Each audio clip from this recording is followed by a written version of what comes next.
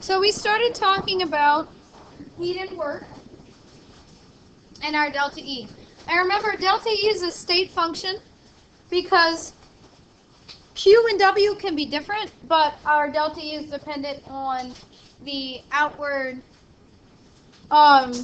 velocity of, in the example that we showed, the white ball before and after collision. So delta E is a state function, but Q and W can be different depending on the situation.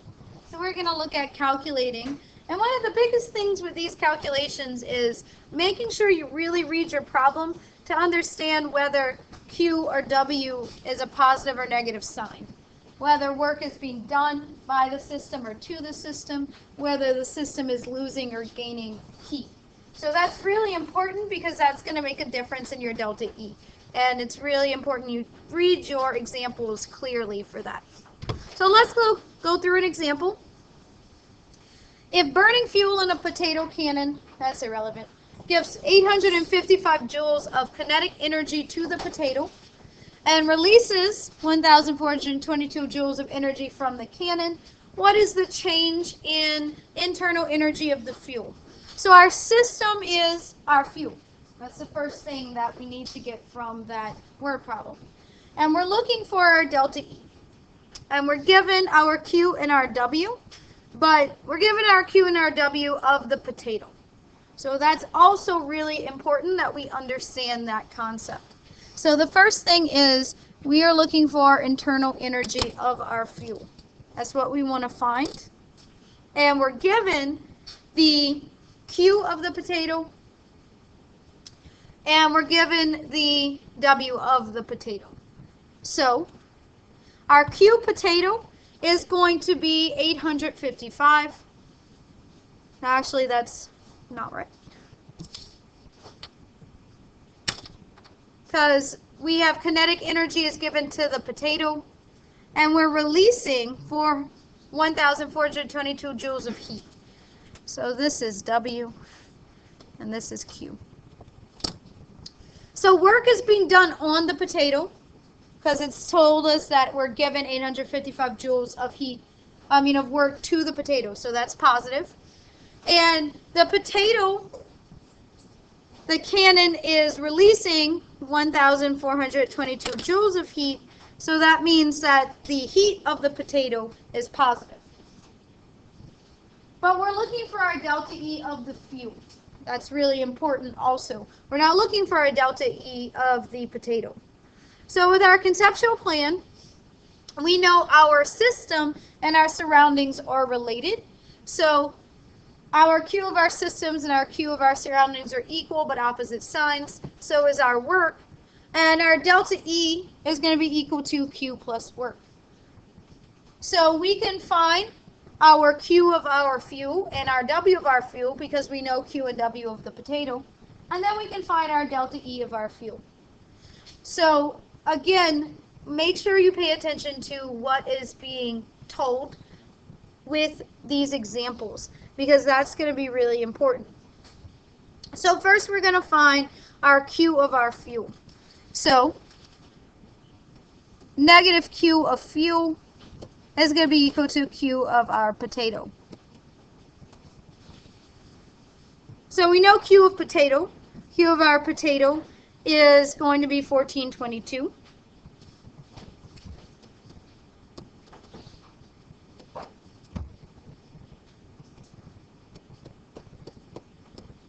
And that's positive.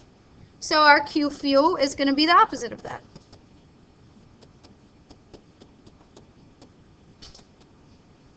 We also know our work of our potato, so we could figure out our work of our fuel.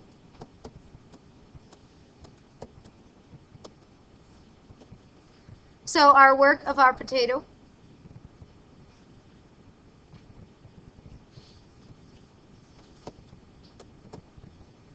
is equal to 855 joules. So work of fuel is negative 855 joules.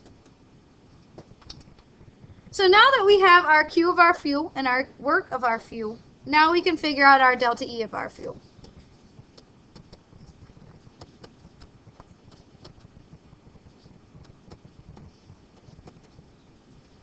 So that's going to be equal to negative 1522 joules plus negative 855 joules. I'm just going to put that in parentheses so you don't get confused with that sign. And that's going to equal to negative 2277 joules overall, our change in energy. Also, you could conversely figure out your delta E of your potato, and then, of course, your delta E of your fuel would just be the opposite sign. So there's two ways you could actually calculate that. But do make sure, the biggest thing with these is to clearly read what your example is telling you. That's really important, because if you're not reading that well, then you're going to get it incorrect. So you have to really read what's happening. I gave you this one last time, but I didn't go through it yet. So in this example, we want to know what is the internal energy, delta E for the system, and in this case we're using system, that does 422 joules of work and loses 227 joules of energy as heat. So first off, we're given information about the system. We're told what's happening to the system, so that's clear. We want to know our delta E of the system, and that's going to be Q of the system plus work of the system. So the key here is to make sure that you are reading it correctly. So our Q of the system, our heat, is told to us that we are losing, our system is losing 227 joules of heat. So that means that it's negative 227 joules because our system is losing it. It's losing that heat. The next thing is the system is doing the work.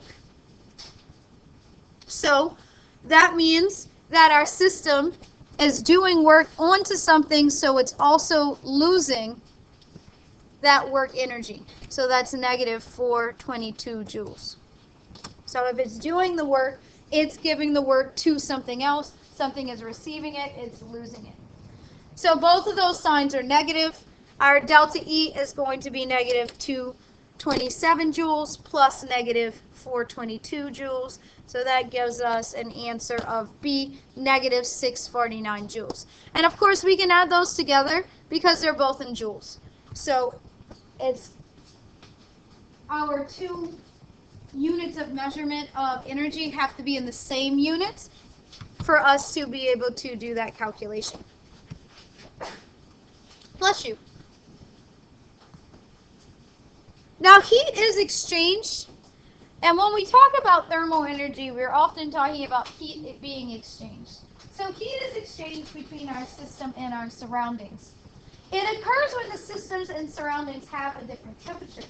You may notice that if you have a system, the heat is going to flow a certain way. Bless you.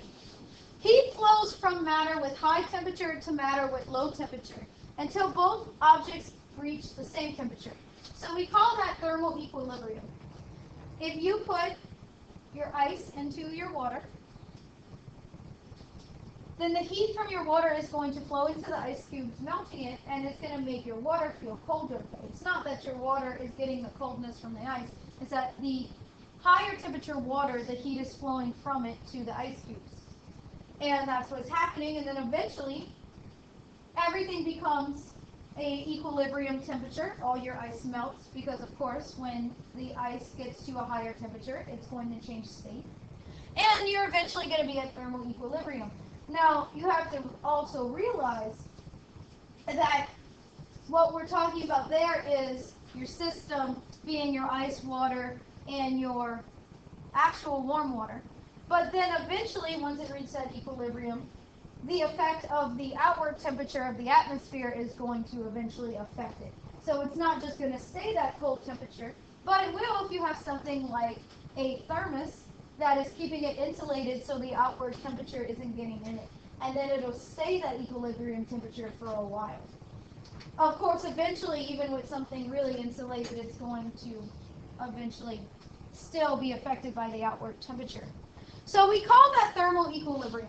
And someone has something playing, headphones or something in here, and it needs to be turned off.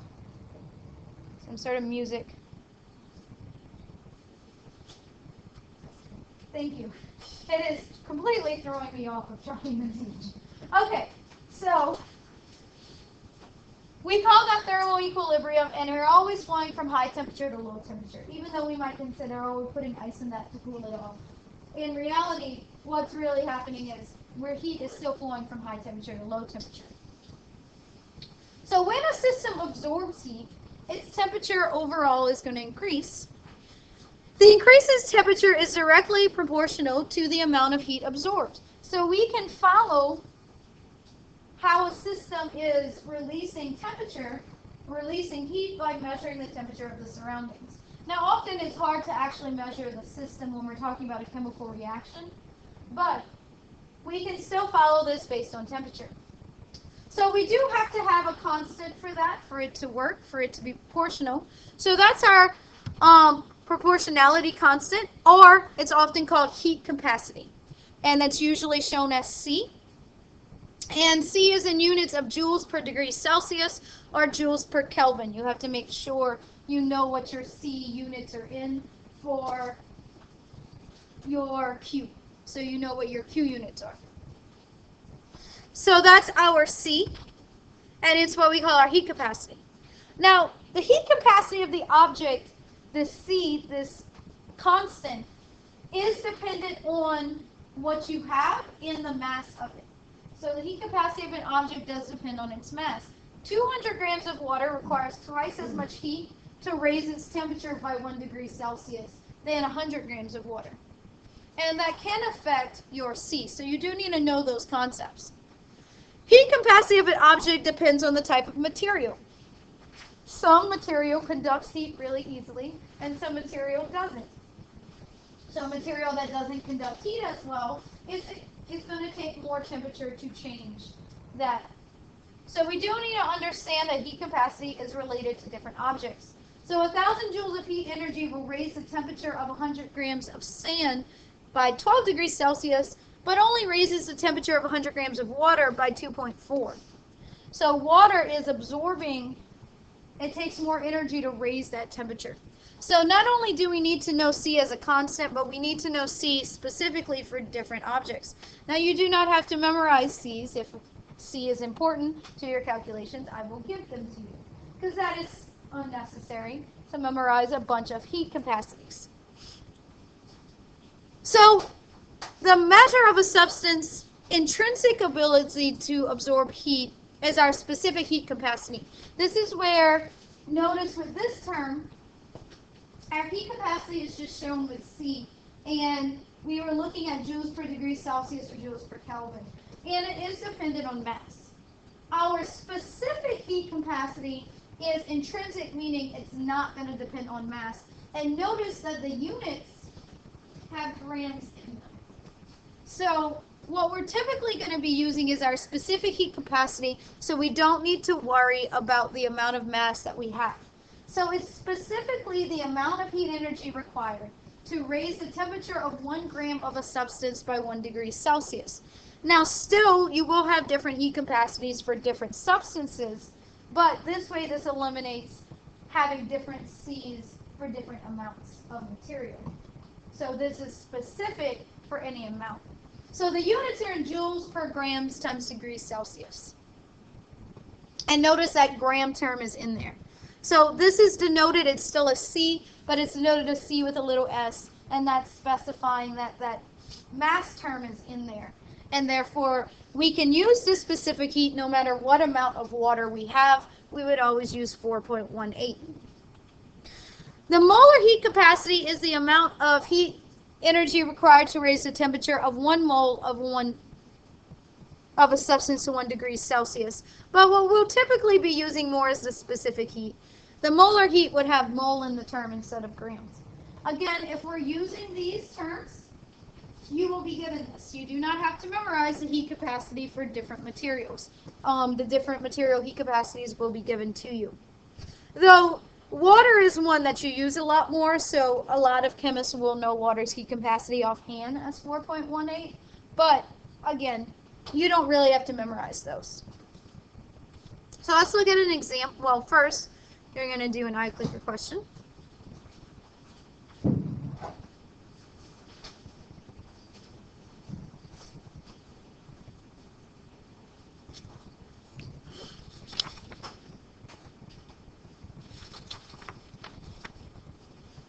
I don't know why I gave you more time. You don't really need it. That's okay.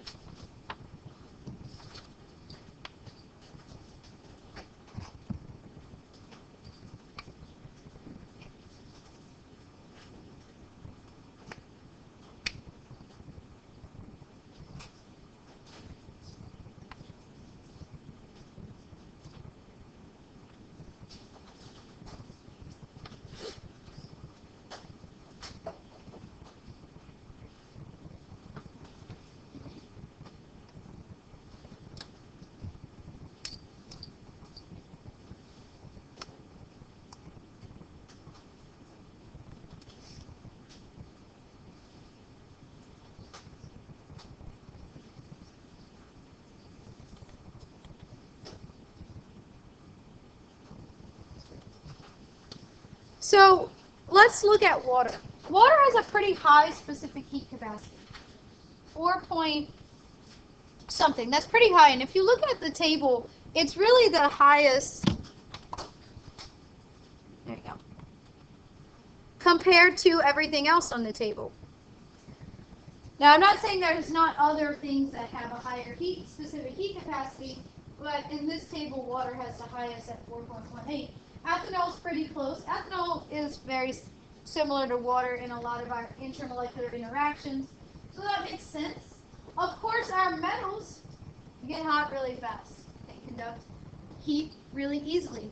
And you may know that if you've ever stepped on an aluminum boat without shoes on after it's been sitting in the sun.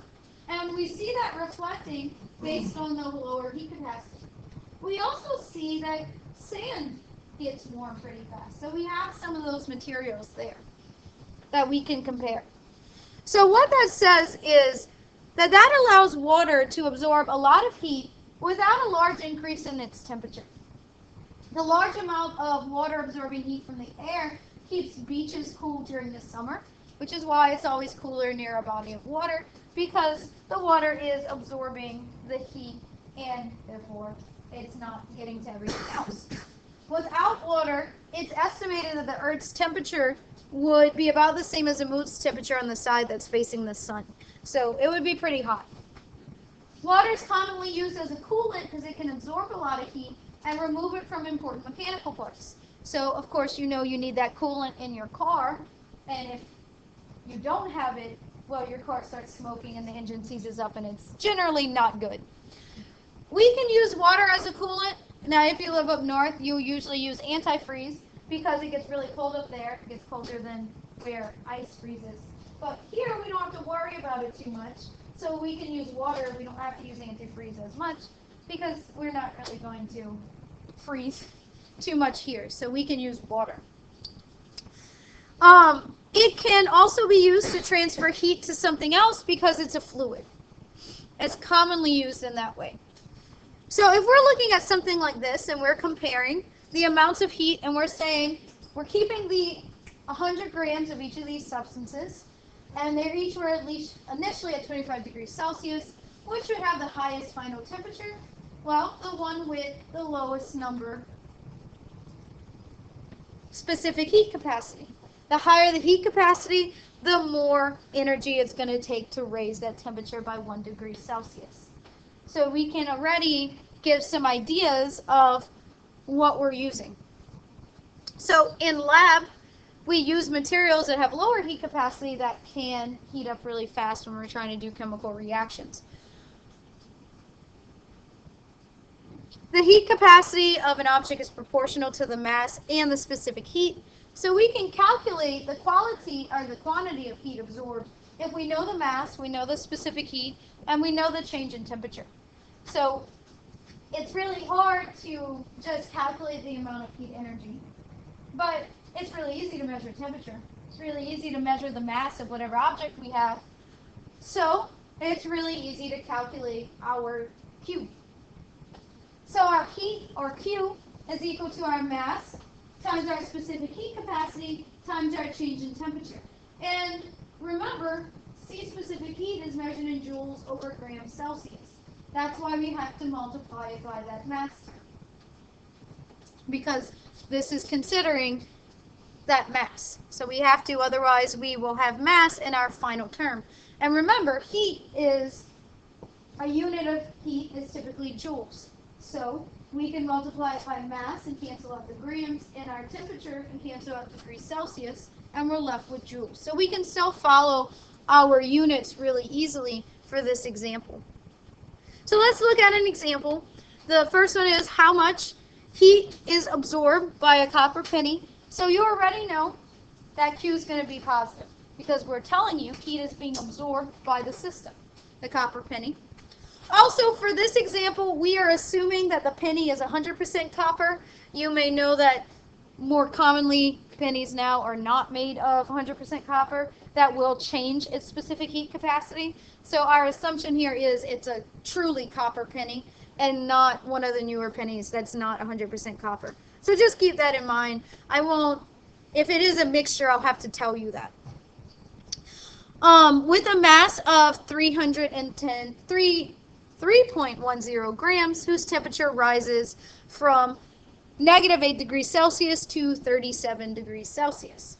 Now, we'll keep it in Celsius because our specific heat is measured in degrees Celsius. But this is the change in temperature anyway.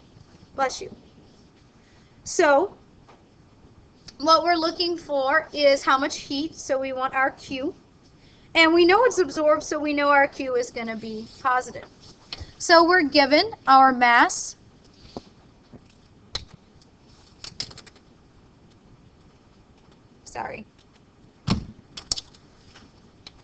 we're given our mass of our copper penny.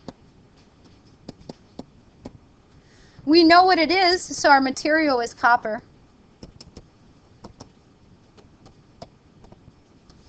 And we give our temperature, our initial temperature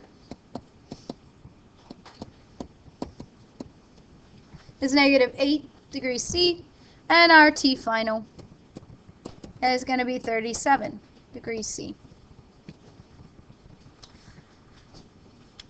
Our change in temperature is going to be T final minus T initial. So it's really important that you read this word problem well to make sure you know what temperature you started and what temperature you ended, because you want your sign of delta T to be correct. So you want to make sure you copy down T initial in the right order and T final in the right order. Otherwise, your sign of delta T won't be correct. So be careful there. That's a common mistake. So that'll be 37 degrees Celsius minus -8 degrees Celsius. So I'm going to put that minus in parentheses so we're following my negative sign. So that's going to come out to 45 degrees Celsius is our change in temperature. So our Q is going to be equal to our mass times our specific heat of copper. I'm just going to put Cu because that's copper, times our change in temperature. So we want to come here and we have a list and we see our specific heat of copper is 0.385. That's the one we want to use because that's going to be the relevant one.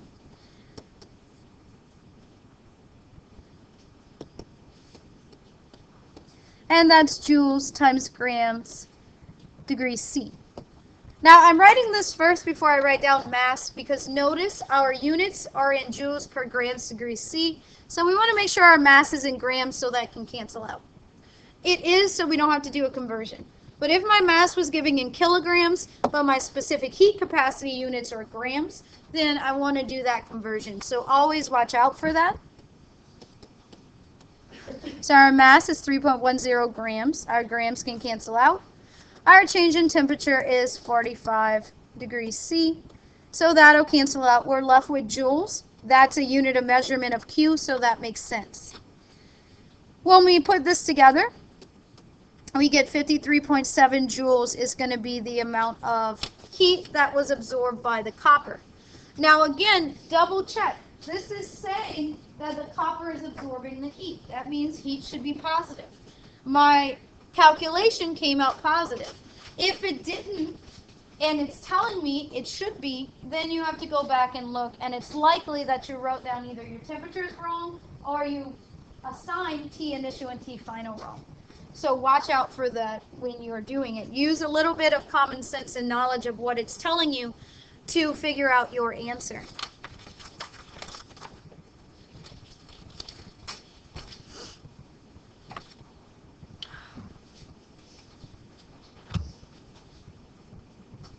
I don't know why I did that. There you go. So apply that to an iClicker question.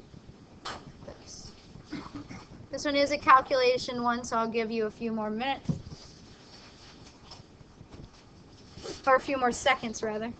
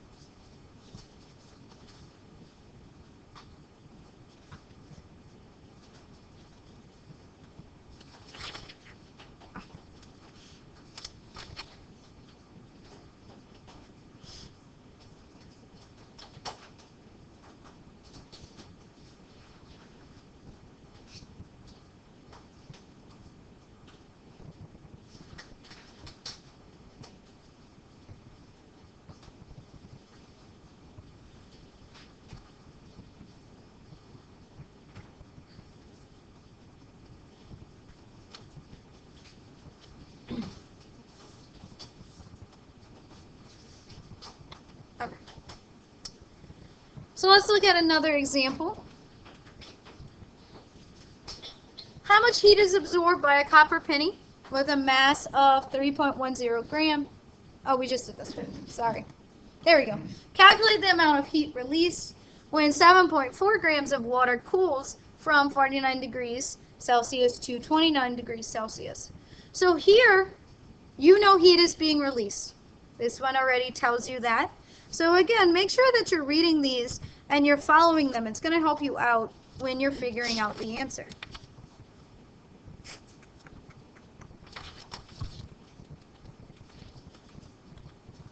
So we have our mass.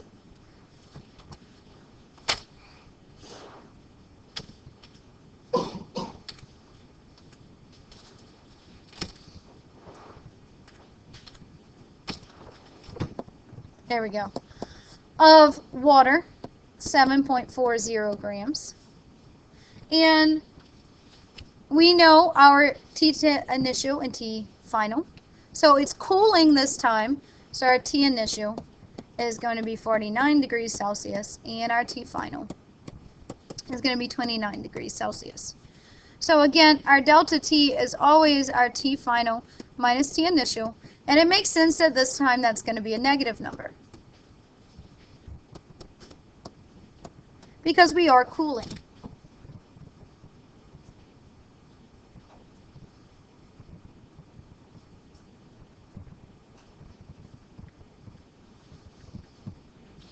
So that gives us negative 20 degrees Celsius.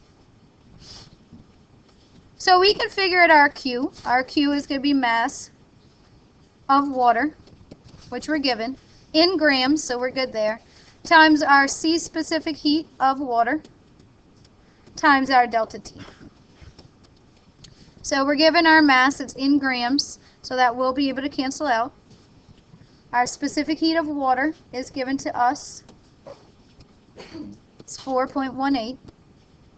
And again, joules over grams times degrees Celsius times negative 20 degrees Celsius. Now this makes sense. This will make our Q negative. And that also makes sense because we're releasing heat because the water is cooling. So it should be a negative number.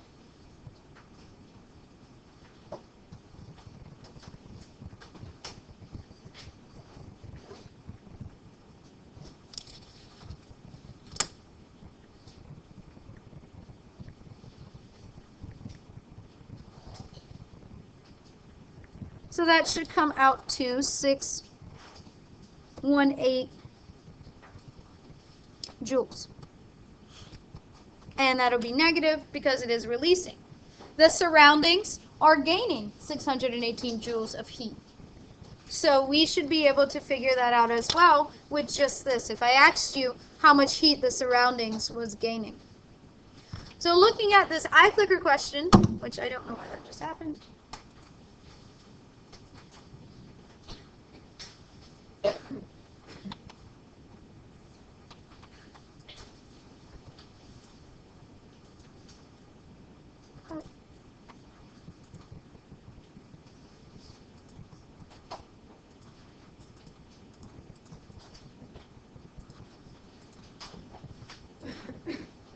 Here we're told the mass, again, of iron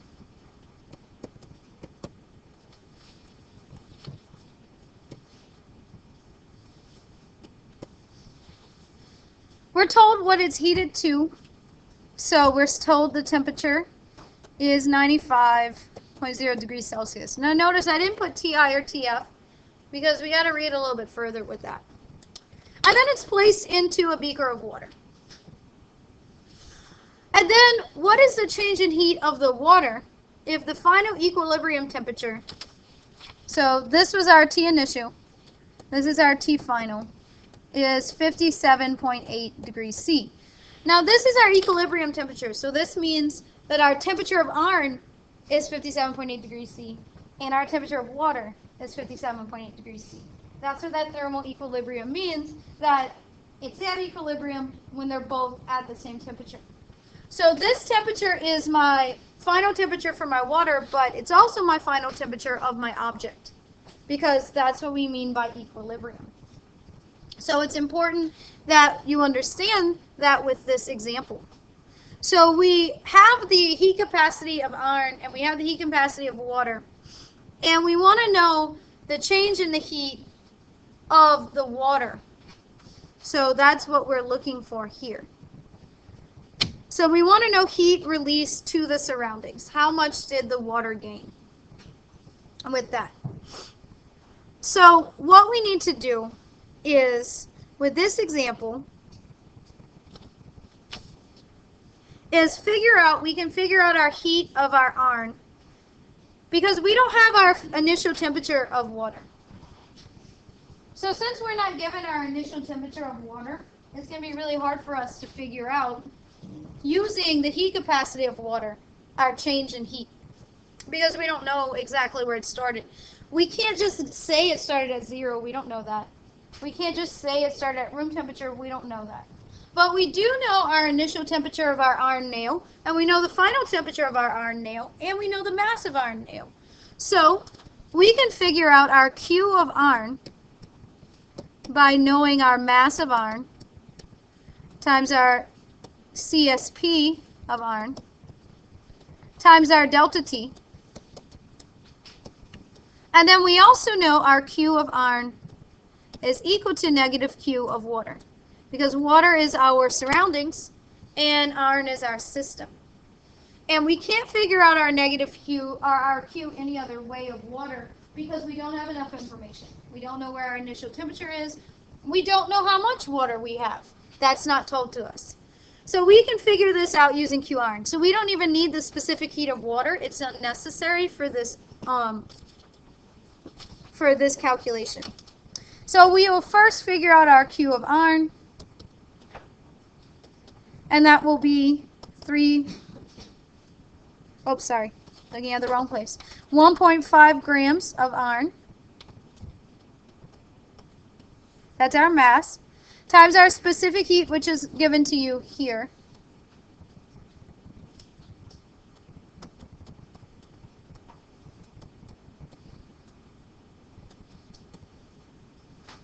Times our change in temperature. So what we're looking at is our final temperature is 57.8 minus 95.0. That's where we started. So this is going to be negative. And that makes sense because iron was 95 degrees Celsius and then it went into water and it lost heat energy. So it makes sense that our Q iron is going to be negative. So when we calculate this of Q iron, we'll get negative 25 joules. But this doesn't want to know iron, this wants to know water. So our Q of H2O is going to be negative Q iron. So that's going to be negative times our Q of iron.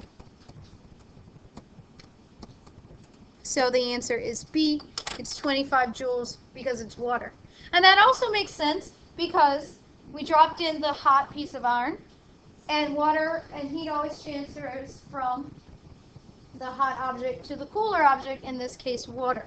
So you can think about that just using what you've done every day and observations that you've made in your everyday life. So this does make sense. But again, there's no way based on what we're given here to directly calculate QH2O. This was the only way to calculate it because we don't know our mass of H2O, we don't know our initial temperature of H2O, we just know our final temperature of H2O. The next thing we're going to talk about is pressure and volume and how that affects work. So PV work is work that is a result because of a volume change against an external pressure. When a gas expands, our delta V is going to be positive, but the system is doing work on the surroundings. So that's going to be negative. Because our gases, let's think about in a balloon. We're blowing up a balloon, we're putting up more. Well, let's just think about it's in a balloon, and we increase the temperature in that balloon. So the gas molecules are moving more, so they're hitting the side more, which makes the volume increase. So that's increasing the volume, but the gas molecules are causing the volume to increase because it's hitting the side of the balloon, so it's transferring work from the gas molecules to the side of the balloon, which is going to be negative. So as long as the external pressure is kept constant, and that's really important, we want the external pressure to be constant, then our work, negative work, is going to be equal to our external pressure times the change in volume. Or to make this more simple, W is equal to negative P delta V, because we don't usually like our first term to be negative. So you can think about it either way, but more commonly you see it written W is equal to negative P delta V. The thing is, oftentimes pressure is in ATM, so we need a conversion for that for joules, because pressure is typically in ATM. Our conversion is 101.3 joules is equal to 1 ATM liter. So if this is in ATM and this is in liter, then we can do our conversion to joules. So this is going to give us work in ATM times liter, and then we'll need this conversion factor to convert it to joules if we want to figure out our overall delta E. Because remember, if Q is in joules, then our work has to be in joules as well for us to add that. Again, you don't need to memorize that conversion. That's going to be one I'll give to you, but we'll be using it a lot, so you'll probably remember it. Because we'll have to do this anytime we use the W equals negative P delta V.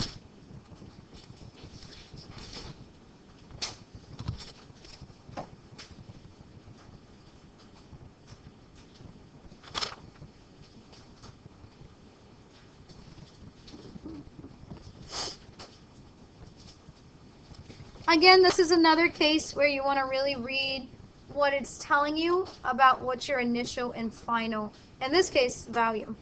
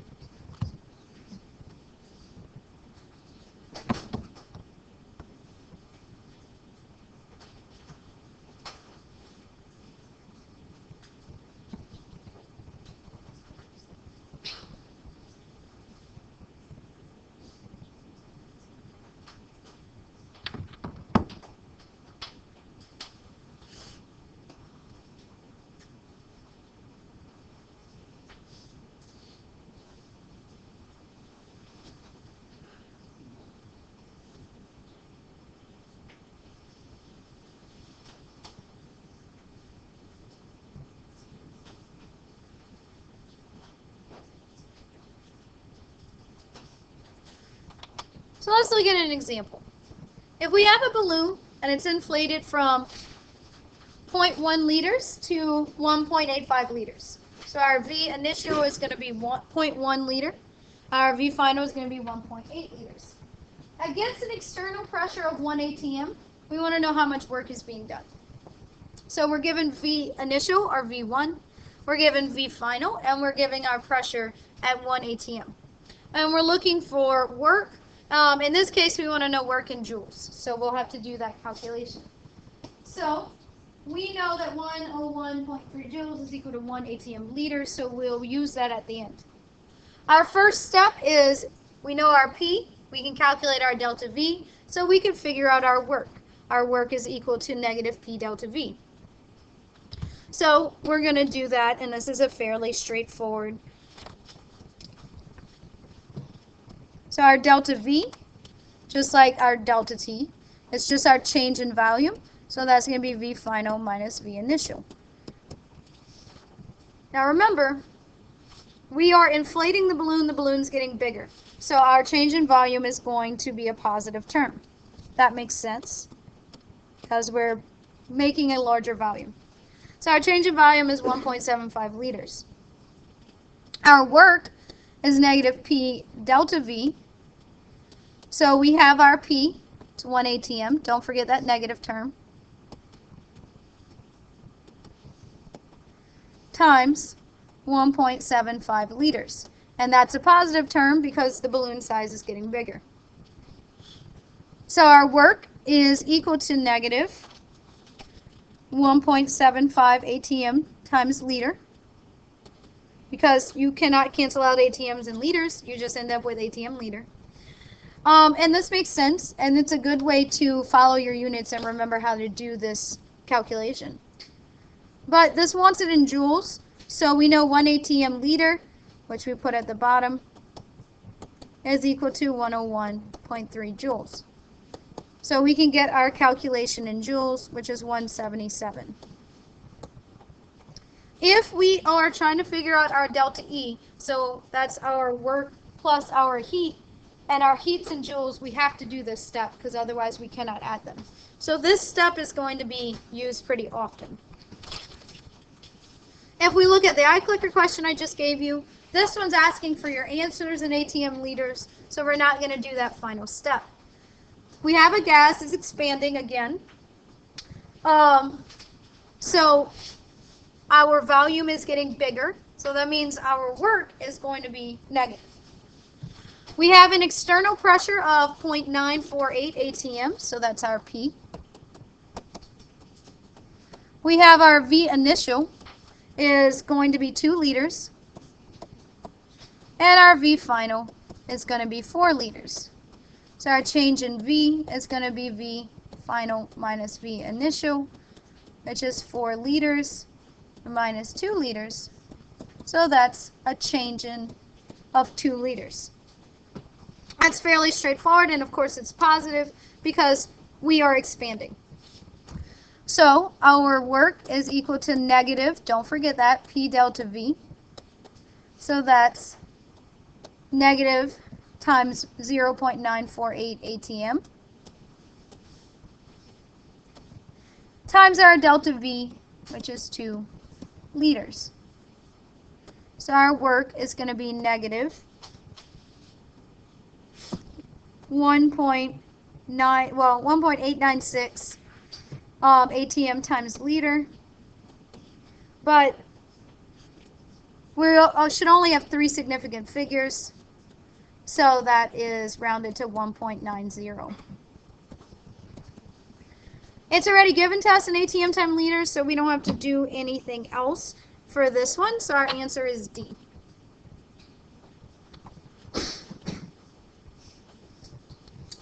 Now this one, we're going to put a lot of things together. So this is probably one of the last things that we're going to get to today. We might introduce something else, but this one's a little bit longer of work because we're putting a lot of things together for this example. So first off, we have a certain process. It results in a gas system releasing 68.3 kilojoules of energy. So what that tells us is the energy overall it released was 68.3 kilojoules. This is my delta E of my system. So that's the first thing you have to note when you're going through this one. Picking out what it's telling you. And what it's telling you, it's releasing 68.3 kilojoules of energy. So our delta E is going to be negative 68.3 kilojoules. That's our first thing. Next, during the process, 15.8 kilocalories of heat is released by the system. So this tells us our Q of our system, and this is our E of our system, is being released, so that's negative 15.8. Now this is in kilocalories, so we're going to have to do a conversion there. And then, if the external pressure is kept constant, our P is 1.00 ATM, and the initial volume of the gas is 10 liters. What is our final volume? What is VF? So the first thing we're going to have to do to figure out VF, remember, we know that our work is equal to negative P delta V. We can figure out VF if we know our delta V. And we can figure out delta V if we know our work, because we already know P. P was given to us. P is 1 ATM. So we need to know work. Do we have all the information that we need to figure out our work? And the answer is yes, we do, because we have our delta E and we have our Q of our system. So we can figure out our work. So that's going to be our first step, because we're looking for our delta V, so we can find our our final volume. So we need to figure out what work is, and that's going to be our first step. So to calculate work, we know that delta E is equal to Q plus W. But first we're going to have to do some conversions, because we have a bunch of things not in the right units. So let's first convert. First off, our delta E should be in joules, and it's in kilojoules.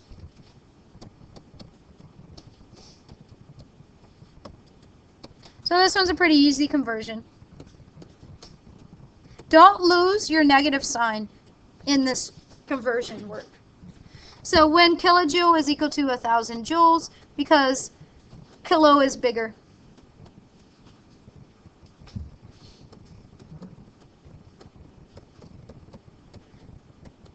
Don't lose your negative sign of your system. Our Q of our system is not in joules either, it's in kilocalories. So we want to convert this to joules. And you don't need to memorize these conversion factors. You'll have a chart with them. So I'm taking this from a chart that you will be given. So that negative 15.8 kilocalories.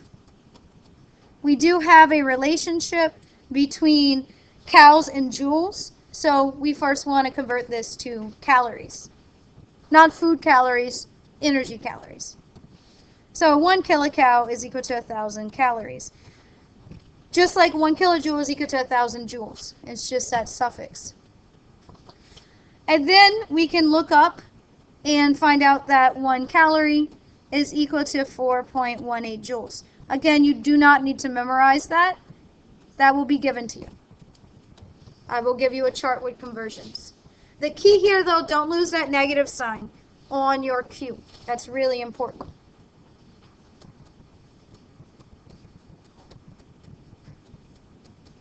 So now we know our delta E and we know our Q in joules. So now we can figure out our W.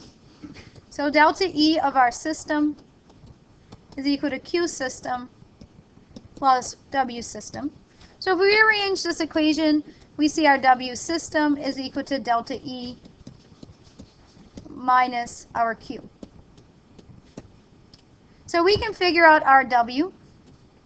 That's just system. That's all I'm writing. I'm just not writing it out. So that's going to be equal to our negative 6.83 times 10 to the 4th joules minus negative 6.604 times 10 to the 4th. Again, don't lose those negative signs because that tells you that the system is losing a certain amount of energy and losing a certain amount of heat. So our work of our system is going to be equal to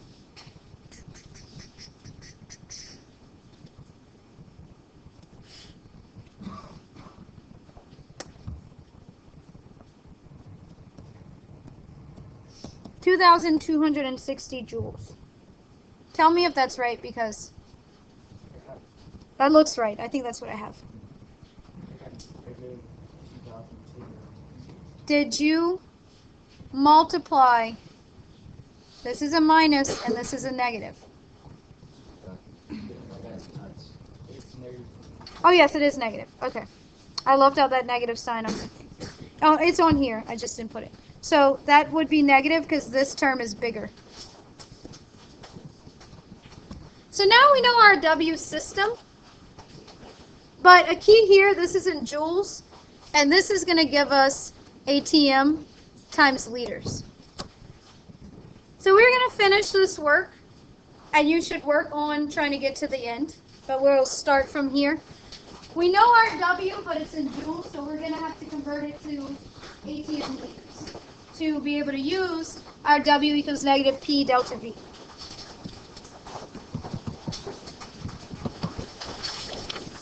Y'all have a good day.